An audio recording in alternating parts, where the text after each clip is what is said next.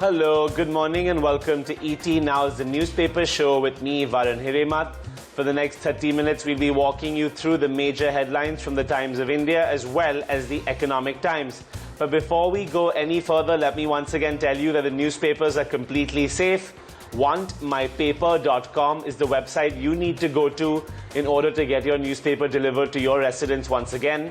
So if you are interested in reading the paper, please do go to WantMyPaper.com, where you can explore all the delivery options available for the same. With that being said, let's now get a move on to our top 10 stories of this morning, beginning with the Economic Times and starting with the fact that global companies have flagged off an issue of multiple approvals. Factory activity has worsened in July on state curbs. The WHO is worried about COVID spread to rural India. Serum gets the DGCI nod for Oxford vaccine trials. Ready to open the metro, call in 2 weeks, says the Aviation Minister. Mumbai shops can operate 7 days a week. Two-wheelers hope to recover lost sales on demand revival. Ban on H-1B workers in government contracts. TikTok and Microsoft in talks won't affect the India ban.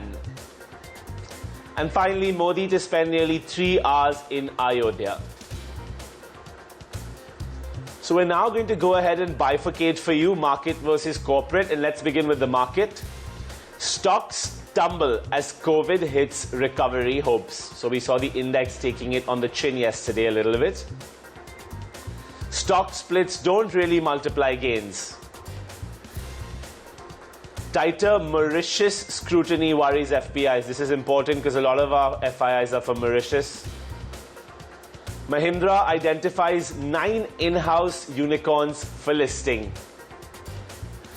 And Vedanta plans $1.5 billion overseas bond sale. So those were the market stories. Let's now get a move on with the corporate stories. RIL eyes NetMeds e-pharmacy in for consolidation. India Inc. rushes abroad to borrow cheap. Everstone may put up $55 million into Wow Skin. DMart e-commerce sales double, but net loss widens. And Wockhardt armed to make Oxford vaccine for the UK.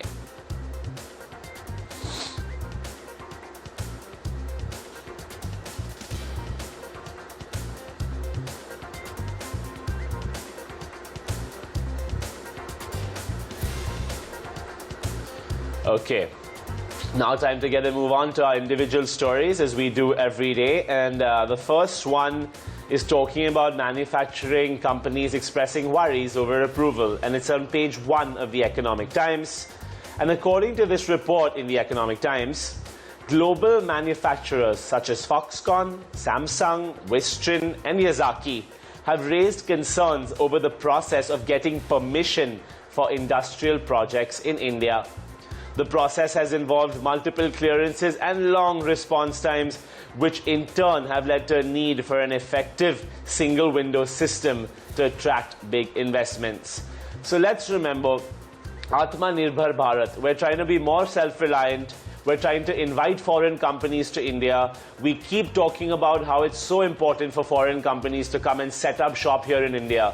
But if we don't make it easy for them, in terms of ease of doing business, then it's going to turn into a pipe dream and nothing will really materialize. So that's what this story is about. These MNCs or foreign companies like Foxconn, Samsung, Wistron, Yazaki, they're not used to the Indian business landscape and they seem to be getting slightly concerned with the long approval times that is there, and we're all well accustomed to it here. So it'll be interesting to see how the government works on speeding up these legislations so that foreign investors find India more appealing of a destination. Okay, again, page 1 of the Economic Times, another very interesting story. And Trump has set a deadline for the TikTok deal. According to an ET report, TikTok will see no respite from its ban in India. Local operations in India of TikTok are not included in the parent's ByteDance's ongoing negotiations to sell the company to Microsoft Corporation.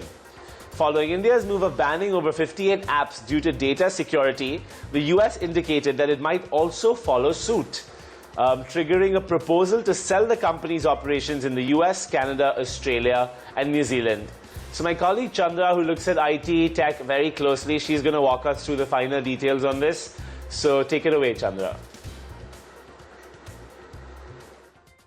It's significant because Microsoft has confirmed that it is going ahead with plans to purchase TikTok in the United States and some other countries as well. So it said that Microsoft CEO Satya Nadella has spoken to President Trump and assured him that this will be subject to a full security review, because remember, the United States government has raised security concerns against TikTok and had even threatened to ban it last Friday. Now, Microsoft has said that both companies have given notice to the United States Foreign Investment Body, and this will involve purchase of TikTok in 4 markets: United States, Canada, Australia, and New Zealand. So if the deal goes through, Microsoft will buy out TikTok's operations in these 4 countries and run it.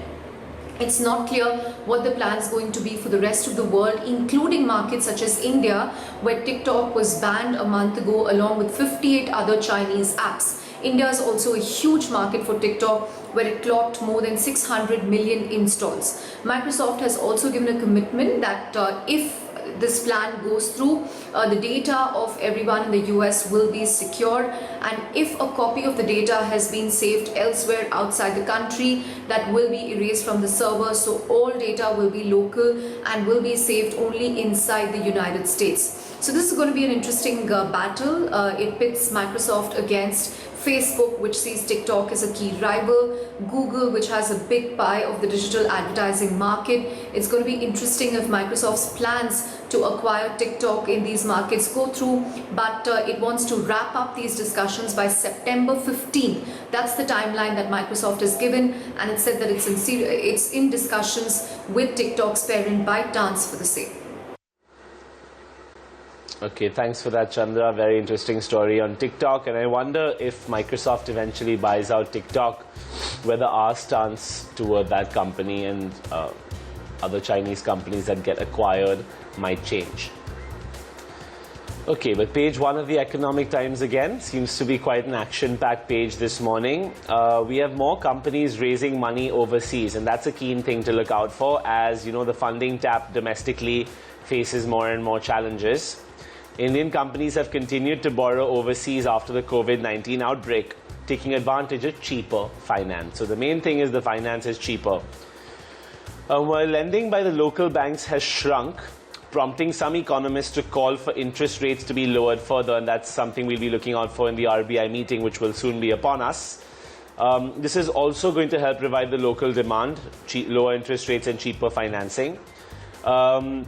So companies have currently raised around 3.5 billion or 26,000 crore in external commercial borrowings from April to June, as per the RBI provided data. This amount was equivalent to almost 30% of ECB's taken in the year-ago period. So 1/4 for 1 quarter seems reasonable. Borrowing cheap, so basically the main here thrust is capital is available at a lower interest rate overseas. So let's see if the repo rate and reverse repo rate comes down here, maybe we have some room for cheaper financing on the consumer side. Okay, another one. We're going to take a bit of a breather from the front page, and we're going to go over to page 4 of the Economic Times. And that's where we're talking about industry hoping to make a sharp comeback post the turmoil it's just seen. Hero MotoCorp and Bajaj Auto are hopeful of recovering the sales lost during the lockdown in the rest of this fiscal year. The two companies have been surprised by a quick bounce back in demand, a sharp pickup in demand as well for personal mobility, and this has led both Hero and Bajaj to plan a ramp up of production to pre-COVID levels. So we're coming back to where we were in Feb possibly. In fact, some two-wheelers are looking to increase output to 110 to 20% of normal levels closer to the festive season. So let's remember, festive season, we always see a sharp uptick because the demand really surges And looks like these two-wheeler auto producers, Hero and Bajaj Auto, are trying to capitalize on that and will be ramping up their production to 100 to 120% of regular to make sure that that seasonal spike in demand that we see during Diwali can be met without any issues whatsoever. So that was page 4. Let's now head over to page 1 again for an important story. And I think Pankaj is going to walk us through this. So good morning, Pankaj. Welcome to the show. But basically what's happened, just to give you a little intro before Pankaj comes on, is that Tata Motors has set the ball rolling for a strategic partner in Tata Motors. And they'll be looking, some changes within the India passenger vehicle business. And apparently talks are on with numerous automakers. But Pankaj, good morning. Who are they talking to? What are the figures stacking up like for this subsidiary? And what's the opportunity here? So, Tata Motors could be, as you pointed out, setting the ball rolling with, what's happening with a foreign player or a foreign partner. And this is not for JLR, this is for the India passenger business. We all know about their passenger business and how it was facing some cash flow issues, and maybe getting the strategic partner, forming and transforming the business into a completely separate business is something that is on their mind. Remember that, if they get a strategic partner, what is the sort of branding they will do? Will they change? Will they won't change? That is something to watch out for. What we are also picking up from the same report, Varun, is that Tata Group is in talk with multiple automakers, whether it's European, whether it's East Asian, to sell up to 49% of the India passenger business, which accounts for around 5% of their entire turnover. So, 80-85% of their business comes in from JLR. 10 to 15% comes in on the EBITDA front comes in from this business. The company has held talks with various Chinese players earlier in the past, whether you talk about the Cherry JV, which they have done with JLR joint venture. The deterioration relations maybe between India and China has impacted this deal making, is what their sources have indicated. But overall, they are in talks. They continue to be in talks with various players to sell 49% of their passenger business. Passenger business has not been doing that well in terms of growth. It just contributes about 5% to their sales. That's why it will be interesting to see how it essentially goes through. Even if we are talking about this 4% of sales, Varun, it's 5,000 crore sales. So they are, 10,000 crore sales. So 49% stake it could be a substantial amount of money that they would be looking to raise. Oh yes, indeed, Pankaj. It's no small feat, and it'll be interesting to see what value that strategic partner can bring. But thank you so much for walking us through that important story, and we'll see how Tata Motors reacts to that today in trade. Let's now move forward. Mahindra Group in focus. And Mahindra Group, this is on page 6 of the Economic Times, by the way. Mahindra Group has identified 9 businesses as the next set of growth engines, each having a potential to achieve a $1 billion in sales. They are expected to be primed for a public listing in the next 2 to 5 years. And as per the blueprint, businesses have been identified by the group's new Deputy Manager Director, Anish Shah.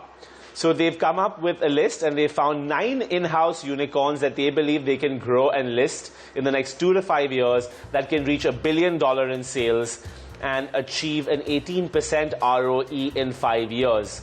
So the listing candidates are Excello, First Choice, Classic Legends, Sustain Powerall. The EV business looks exciting, rural housing looks exciting, and Anish Shah, the new MD, will be looking at all these initiatives very closely. Okay, we're now going to take a move and go to page 3 of the Economic Times. And in a sign of the improved situation in Mumbai in its fight against the COVID-19 virus, the BMC has allowed shops to open on all 7 days as against odd days and even days, which was mandated earlier. So I think the 9 a.m. to 7 p.m. rule sits. It's just that instead of 3 days a week, now you have the full week, 7 days, even Sunday potentially you could operate if you want. Let me just be clear, theatres, food courts and restaurants are still going to remain shut in malls. It's just that odd even day rule that's now subject to some change. Okay, next story, page 11. This one's in the Times of India, but a very important business story. And negotiations over resolving the personal debt of Kishore Biani amounting to around 2,000 crore is one of the final key items as the deal between Reliance and Future Group has reached its final leg. Vinny knows all the numbers really well. Good morning, Vinny. Welcome to the show. Can you walk us through what the total debt stands is, what the deal value is, who's going to get how much, and how this really benefits both parties? So Varun, like you already know, like we know that, the future group debt is, around standing at around 12,778 crores as on September 30th. And since a while, we are seeing that Reliance is in talks with Future Deal. There were a lot of other values also and figures that they had to discuss before they actually go through the deal. Last week, we saw that, we heard one more news that, Reliance will now be also looking to buy around 10 to 15% stake in the FMCG business. Now, today, furthermore, it is said that, since overall Reliance Retail will be taking over Future Retail, what will be the debt value? That is very important to realize. So it seems like the enterprise value of the retail asset is expected to be, which is acquired by Reliance, is expected to stand at around 300 billion, or you could say 22,700 crores. And this will be including the debt. So this is the value, enterprise value, which is given according to this report.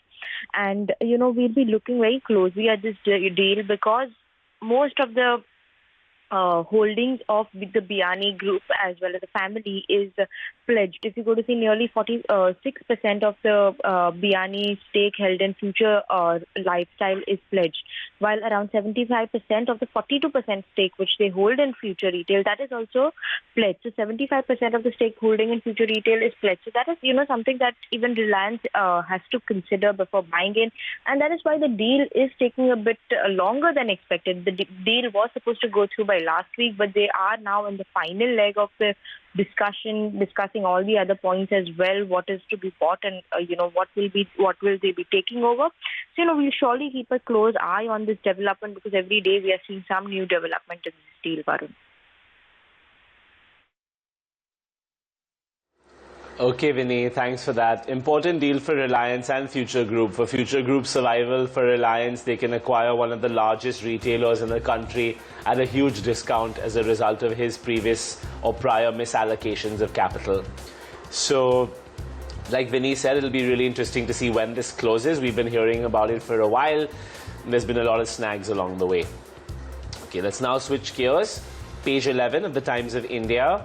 Baidu Search and Weibo, among the most influential apps of China and dubbed as the country's answer to Google Search and Twitter respectively, have been blocked in India. The two apps, which are among the flagship internet products of China, have been asked to be taken off from the app stores of Google and Apple, while internet service providers have also been told to block them. So that's self-explanatory. Some people were talking about when the ban was first conducted that, I can still access these apps on my phone. It seems that now the back end to make sure you can't even access them on these internet servers is being implemented quite strictly. Okay, we're now going to another story, and this was based on an ET interview with Hardeep Singh Puri, and the centre will be taking a decision on opening up urban metro transport systems over the next 2 weeks. And in an interview with ET Housing and Urban Affairs Minister Hardeep Singh Puri confirmed the opening of the metro. He said that the services may be started in a staggered manner with limited occupancy initially. So, those local trains and buses, they're so crowded, they could potentially be a huge source of contamination. But at some point, I guess, as we unlock more and more, we need to enable these systems so that the public can function smoothly. And that's the call that the transport and urban ministers are taking. Okay, we're now winding up, nearly coming to the end of our segment this morning. Let's just quickly get to the top 5 headlines from the Times of India before we let you go. Beginning with the fact that the India tally on Sunday was highest in the world. This is obviously related to COVID. Tata Motors eyes foreign partner for PV business. Weibo, Baidu banned from all app stores, like we just told you. Biani's debt, final item in the RIL future deal. So it's all boiling down to his personal debt, and he's done. And heavy rain alert in Mumbai. NDRF on standby. So the weather here could be a bit turbulent. Do take care. And with that, I believe we are now at the end of the newspaper show. Before we let you go, as always, ET Now's news for the hearing impaired. Tune in and keep it with ET Now for the market coming up at 8.